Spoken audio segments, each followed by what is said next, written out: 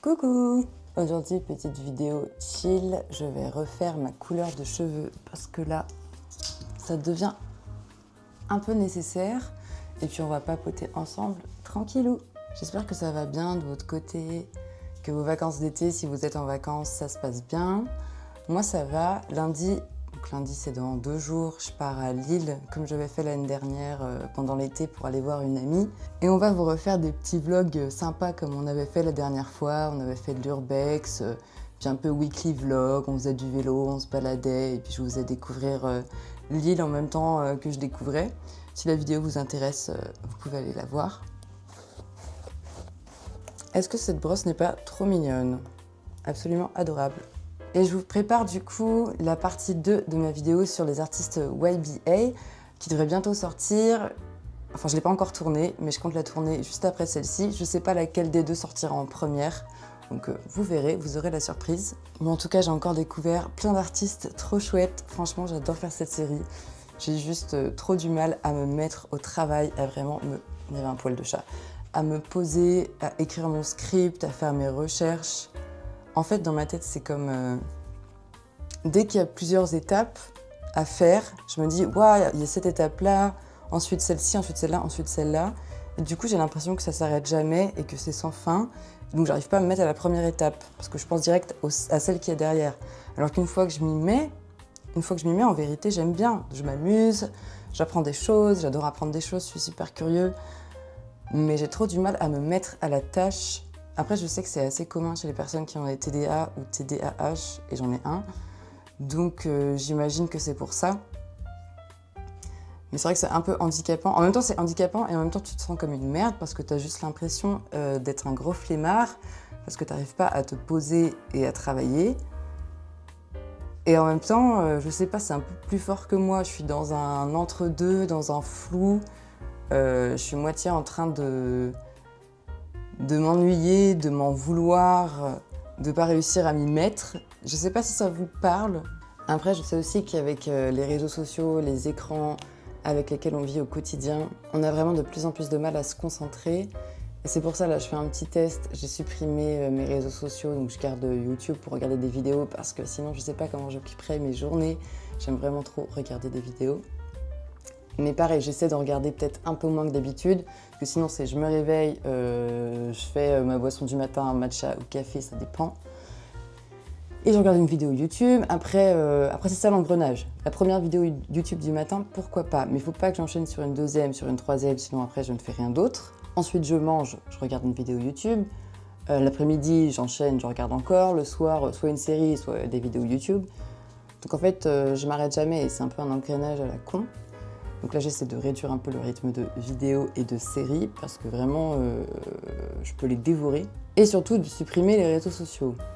Parce que vraiment, scroller comme ça indéfiniment, ça me rend fou. Je sais pas ce que j'ai fait pendant 2 heures et pourtant, pendant 2 heures, j'étais collée à mon téléphone. On peut même pas se souvenir de ce qu'on a regardé sur notre téléphone parce que c'est des informations qui passent comme d'une oreille et qui ressortent par l'autre. Et ça fait juste perdre du temps de vie. Je me dis, ce temps, je pourrais tellement le mettre à profit d'autre chose et pas forcément pour être dans une optique de performance, d'argent ou je ne sais quoi, genre dans une optique capitaliste de le temps c'est de l'argent, vas-y, il faut que je le mette à profit pour travailler. Pas nécessairement, mais au moins que je le mette à profit pour des choses qui me fassent plaisir. Quand j'étais enfant, je lisais énormément. Et maintenant, ça devient super dur pour moi d'ouvrir un livre, de rester concentrée. Et pourtant, j'adore lire. Dès que je suis dedans, je deviens investie dans l'histoire. J'ai envie de lire la suite quand je pose mon bouquin. Donc le lendemain, je me dis, vas-y, je vais le continuer. Mais il y a toujours un moment où je sature, je pose le livre et je le rouvre plus jamais. Donc j'aimerais bien essayer de me reconcentrer à nouveau pour lire des livres, pour faire des choses plus intéressantes de mon temps que juste scroller. Ou regarder ce que les autres gens font, puis après me dire « Ah, c'est dommage, j'aurais bien aimé faire ça, moi aussi, venir à cette soirée, aller en vacances là-bas, et faire ci, et faire ça. » Et en fait, tu vis plus pour toi, tu vis que à travers la vie des autres, et c'est vraiment pas intéressant. En fait, ça te nourrit absolument pas l'âme. Plus, bien sûr, avec toutes les horreurs qui se passent dans le monde, tu ouvres ton téléphone dès le matin, tu vois des choses absolument atroces, ça te bouffe pour toute la journée. Alors c'est clair que nous, on est privilégiés hein, en Europe, tranquille. Certes, on voit les infos, mais en fait, c'est rien du tout à côté de les vivre. Donc franchement ça va. Et souvent je me dis ça, je me dis oui mais moi je fais que lire les infos, les relayer, donc en fait je peux me permettre d'être mal tous les jours parce que j'ai le nez là-dedans et que je lis les infos et que je les relaye. Mais en fait non, je me bouffe moi-même trop ma vie avec ça, il faut que je déconnecte de temps en temps.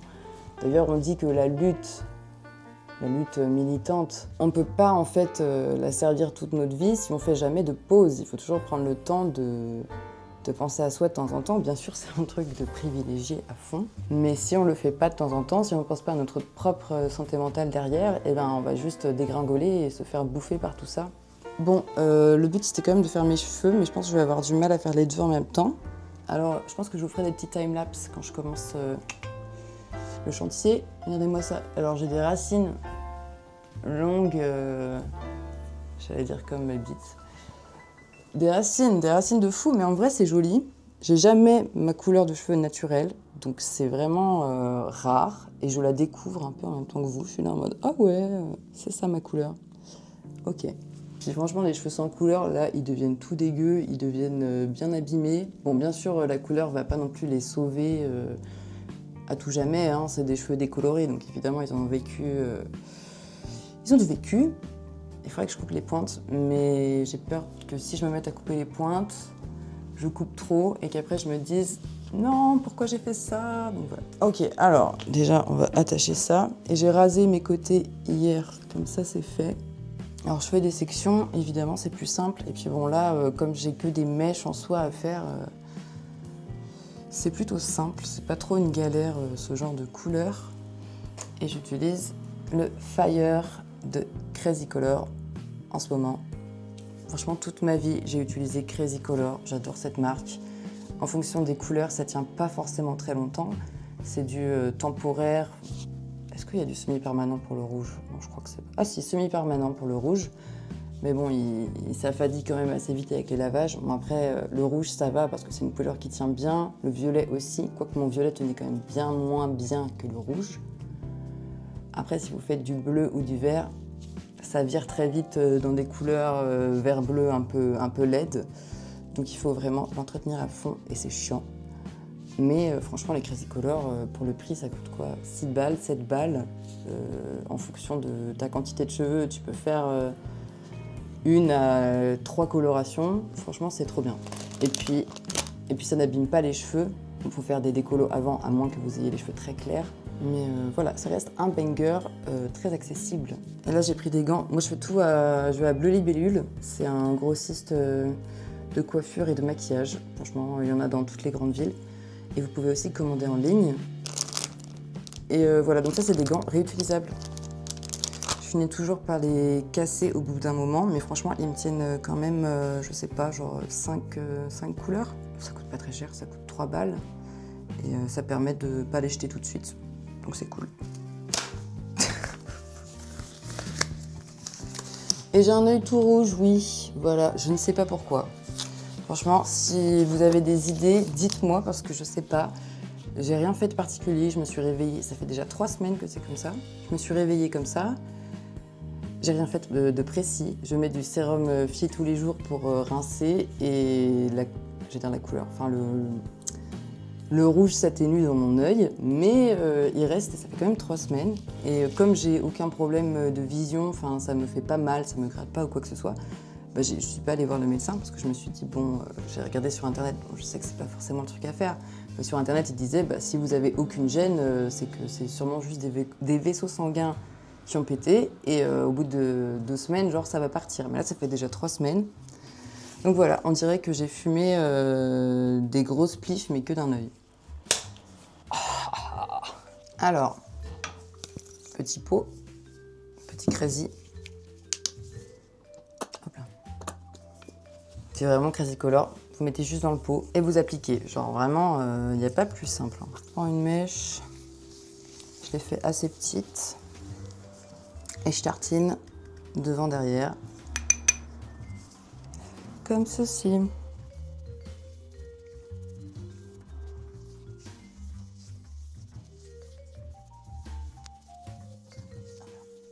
Souvent, je vérifie à l'intérieur de mes mèches si ça a bien pris. Voilà, c'est pas mal.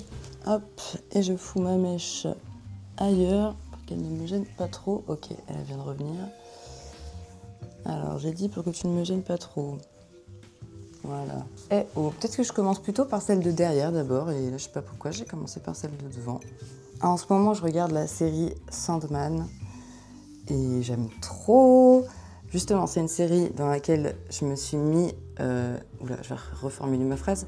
Je me suis mis à la regarder en faisant ma pause de réseaux sociaux. Donc, pour pouvoir vraiment être concentrée et rentrer dans la série, et ne pas être distrait. C'est le mot que je cherchais. En regardant la saison 1, je me suis aperçue qu'en fait, je l'avais déjà regardée. Donc je sais pas il y a combien de temps, je sais plus en quelle année elle est sortie, mais donc toujours est-il que je l'avais regardée, mais justement dans un moment où je devais être toujours sur mon téléphone en même temps. Et donc je me rappelais pas vraiment de ce qui se passait, mais je voyais des scènes et je me disais mais oui, j'ai vraiment déjà regardé ça. Bon, après, c'est un truc qui m'arrive très souvent. Souvent, je regarde un film et c'est qu'à la fin du film que je me rends compte que je connais la fin parce qu'en fait, je l'ai déjà regardé. Et donc, cette série... alors, évidemment, je vais pas spoiler quoi que ce soit. Donc là, il y a la saison 2 qui est sortie et j'imagine qu'il y aura une suite. Et c'est vraiment super bien. C'est un univers fantastique qui mêle la mythologie, donc mythologie grecque. Donc, c'est une série qui est tirée des BD des DC Comics, que je n'ai pas lu perso, mais du coup, c'est vrai que ça donne plutôt envie de se pencher dessus. Donc comme il y a des éléments féeriques, voilà, il y a des dragons, des choses comme ça, et, enfin, les paysages, les décors, enfin, tout est vraiment bien fait, même si c'est fait par informatique, genre c'est vraiment très chouette. Il y a vraiment un mélange entre féerie et parfois glauque, film d'horreur. Enfin, c'est vraiment pas pour les enfants, on pourrait croire, on se dit, oh, il y a un univers féerique, machin, mais non, en fait, c'est quand même très sombre, je trouve. Et les personnages aussi, genre le personnage principal rêve, donc qui vit donc dans le monde des rêves et c'est lui qui régit voilà, le monde endormi. Il est très froid, très charismatique, grave mon genre d'homme, genre torturé, très émo, très gothique. Bref, dans la saison 2, il y a un passage avec une musique mais qui est absolument magnifique, qui est une musique que Orphée chante à Hadès aux enfers. Et bon, si vous avez vu la saison 2, je pense que vous aussi, cette musique vous hante. Elle est absolument magnifique. C'est une chanson en grec. Donc ça fait 2 jours là, que j'ai vu cet épisode et que j'ai la chanson en boucle dans ma tête. Pour l'instant, elle ne me dérange pas. On verra combien de temps je l'ai en tête. Mais vraiment, oh là là, elle est belle. De toute beauté. Et quand en plus on connaît le contexte de la chanson, voilà... Et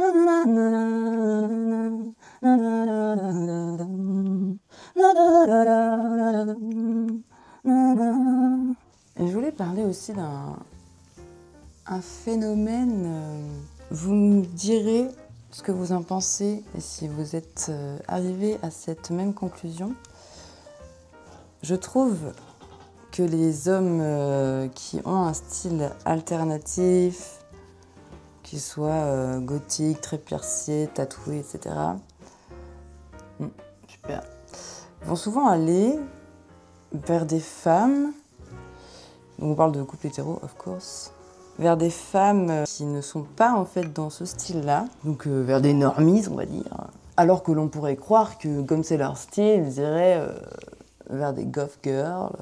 Et il y a beaucoup de nanas alternatives qui se plaignent sur les réseaux sociaux et qui disent justement que c'est un peu comme si on leur piquait leur mec qui leur ressemble. Mais enfin, après, on ne les pique pas, c'est juste que eux-mêmes n'ont pas envie d'aller vers des meufs tatouées et piercées alors que c'est des personnes des mêmes communautés, quoi. Et donc je me demandais comment ça se fait que les femmes vont vouloir des mecs qui leur ressemblent, percés, tatoués, mais qu'il y a quand même pas mal de mecs qui vont pas du tout choisir ce genre de femmes. Et j'en discutais avec une amie qui m'a dit qu'effectivement, elle ressentait ça.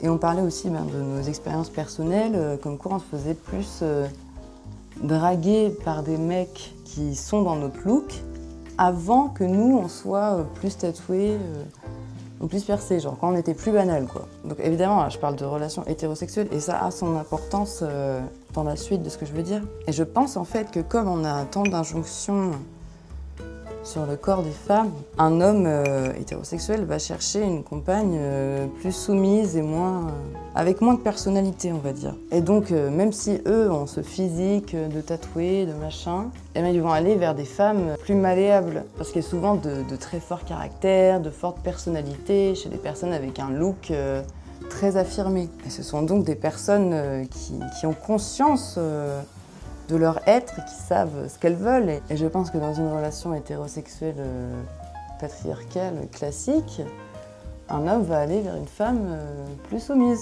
Puis on ne va toujours dire qu'un homme avec des tatouages, bon, bah voilà, c'est un homme, donc c'est normal qu'il dégage ce style de bad boy. Alors qu'on va plus questionner une femme avec un style affirmé, avec des tatouages. On va se demander si elle est folle, si elle est lesbienne, mais on va avoir du mal à considérer sa féminité vis-à-vis de son look. En fait, elle ne va pas être considérée comme une bonne épouse, parce qu'elle ne rentre pas dans les codes de cette bonne épouse. Surtout là, à notre époque où on voit un vrai revival des tradwives, et malheureusement avec la montée de l'extrême droite, n'est-ce pas? Où les femmes donc se mettent dans cette esthétique de la clean girl, etc. Et ben, pour moi, c'est clairement la publicité pour l'extrême droite. Les femmes qui adoptent ce look clean girl ne se rendent sans doute pour la plupart pas compte que cette mode provient de l'extrême droite, alors que si, c'est le cas. Et qu'on passe quand même d'une ère très woke. Alors, déjà, pour les vrais woke, ça nous semblait pas si woke que ça, n'est-ce pas? C'est toujours compliqué de comprendre pourquoi les conservateurs étaient si blessés par cette ère woke, alors que pendant ce temps-là, il y avait toujours autant de violences policières, que les femmes n'ont pas gagné non plus tant de droits que ça. Genre, qu'est-ce qui s'est passé en fait? Il y a eu plus d'homosexuels et de personnes trans dans les séries et les films. Il y a eu des défilés de mode avec des mannequins grosses. C'est une toute petite révolution, hein, c'est pas grand-chose. Mais ça a quand même suffi à blesser beaucoup de gens. Puis c'est fou quand même de voir la tonne de mecs qui se sentent émasculés par rapport à cela. Ils sont vraiment genre, on a perdu tous nos droits en tant qu'hommes. Vous n'avez rien perdu du tout. Je trouve ça dingue. Je trouve ça vraiment dingue. Et je me suis rendu compte que ce que moi j'appelle le wokisme et ce que eux appellent le wokisme, c'est pas du tout la même chose. J'ai mis du temps à le comprendre. Pour moi, le wokisme, ce serait les mouvements militants de gauche, quoi. Et pour eux, le wokisme, en fait, c'est cette ultra-présence dans la culture, donc dans les films, dans la musique, de personnages militants et de personnages LGBT ou de couleurs. Et en gros, ce qui les saoule, c'est ça un peu, c'est tous les films sont devenus pro-LGBT. Dans tous les films, maintenant, il y a des personnages gays, tout ça, machin. Ce qui les saoule, c'est marrant, c'est qu'il y ait par exemple trop de pink-washing ou de LGBT-bashing dans les... Bashing, c'est peut-être pas le mot, mais qu'on mette partout, genre tout est queer, tout est beau. Alors que déjà, la plupart des plateformes qui font ça, un peu comme les marques qui à la Pride deviennent des sponsors alors que toute l'année, ils en branlent absolument pas une en fait pour la communauté LGBT. Et d'ailleurs, ce qui est très drôle, c'est de voir toutes les marques qui, l'année précédente, pendant le mois de la Pride, nous soutenaient, faisaient des campagnes, vendaient des t-shirts avec des arcs-en-ciel et tout ça, et qui cette année-là, bizarrement, ne sont plus sponsors. Voilà. Ils ont tout simplement arrêté de soutenir la Pride. Pourquoi? Parce qu'on a un revirement, que la mode redevient classique, extrême droite, etc. Donc voilà, l'ère woke est finie et il faut se ranger du côté de la nouvelle mode.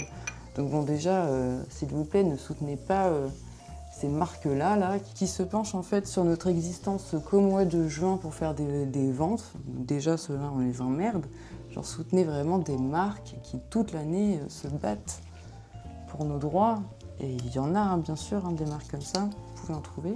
Et donc toujours est-il qu'au final, j'ai l'impression que ce qui dérange les droitards dans le wokisme, dans leur wokisme, je veux dire, c'est ce LGBT washing, en fait.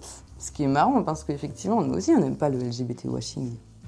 On a envie que ce soit sincère. Et ce qui est fou, c'est à quel point ces conservateurs se rendent pas compte qu'à aucun moment ils n'ont disparu en fait. Ils n'ont pas été virés de l'espace public, ils n'ont pas été virés de l'espace médiatique ni de l'espace culturel. Hein, il y en a encore beaucoup, hein, des films, des livres, même la plupart, hein, avec des personnages cisgenres, blancs, hétérosexuels, en personnages principaux. Enfin, je sais pas pourquoi dans leur tête, parce qu'il y a eu 1 ou 2 séries en plus avec des personnes noires et des personnes queer, que ça y est, le wokisme a envahi la Terre, quoi. Et bon, tout ça pour revenir à cette discussion du départ, donc des femmes avec un look affirmé qui ne vont pas se faire choisir par les hommes qui ont ce même look qu'elles et qui évoluent dans les mêmes milieux, le milieu métal par exemple, les milieux de musique extrême. Et ça, c'est des choses qui me dérangent. J'aimerais bien que ces mecs-là se mettent à réfléchir sur la question. J'aimerais bien en parler avec eux, même savoir un peu... parce que j'imagine que c'est quand même un peu inconscient de leur part, ce choix. Mais essayer de comprendre pourquoi ça se passe comme ça. Parce qu'être une femme, c'est déjà dur. Mais être une femme assumée et qui ne rentre pas dans les codes de beauté ou qui les modifie et qui joue avec, c'est d'autant plus compliqué. Alors là, je m'inclus plus ou moins dans la grande définition de femme, mais personnellement, je suis un mec trans, je me ressens comme tel, mais je suis conscient qu'au regard du plus grand nombre, j'ai l'air d'une femme. Et je subis d'ailleurs les injustices sexistes, hein, tout simplement. Parce que c'est comme ça qu'on me perçoit, dans la rue ou ailleurs. Mais moi, ce n'est pas comme ça que je me ressens, en tout cas. Et je n'ai pas non plus envie que l'on m'appelle elle. Mon pronom, c'est vraiment il. C'est juste mon expression de genre, quoi, qui est féminine, si je peux dire. C'est ma sensibilité esthétique. Bon, bah, je crois qu'on arrive sur la fin hein, de cette couleur. J'ai même pas eu à remettre de la couleur dans mon pot, genre c'était vraiment très bien dosé, au pif, hein, mais très bien. Bon, eh bien, je vais attacher tout ça. Alors, minuteur tout d'abord. Toujours se nettoyer la face. Moi, j'ai pris une crème grasse pour les mains, parce que la crème grasse, c'est ce qu'il y a de mieux, et là, c'est tout ce que j'ai. Bon, je finis de me nettoyer hors caméra, et je vous retrouve dès que la coloration est rincée. À tout de suite. Tada! Et voilà le résultat. C'est vraiment une couleur magnifique, je l'aime trop. Le rouge est tellement... fire, vibrant, iconic. Par contre, j'ai trouvé mon premier cheveu blanc sur ma tête et ça me fait pas rire du tout. Donc voilà, petite peur existentielle à l'instant. En vérité, c'est pas le premier que je trouve car j'en ai déjà vu dans ma brosse à cheveux. Mais j'ai un chat blanc et je me dis à chaque fois, vraiment pur déni, je me dis non mais c'est sûr c'est mon chat qui a réussi à se frotter à ma brosse à cheveux. Alors que ma brosse à cheveux est dans la salle de bain en hauteur, genre mon chat ne peut pas la toucher normalement. Mais voilà, peut-être qu'il faut que j'accepte en fait que mes cheveux vont devenir blancs avec l'âge. Mais je suis éternellement jeune, je ne peux pas avoir de cheveux blancs. Oh. Voilà, ça fait du bien en tout cas d'avoir une couleur toute propre, toute neuve. Et je vous dis à bientôt. Merci de m'avoir suivi dans cette petite vidéo chit-chat. Ouais, chit-chat, on peut dire ça. Chit-chat couleur. Si tu as aimé cette vidéo, tu peux lâcher un like et t'abonner à la chaîne. Tu peux aussi activer la cloche et mettre toutes les parutions. Je sais plus comment ça s'appelle, mais genre mettre toutes les notifications pour ne pas louper mes prochaines vidéos. Tu peux laisser un petit commentaire aussi, ça me fera plaisir de les lire et de te répondre. Je te fais des gros bisous, à la prochaine!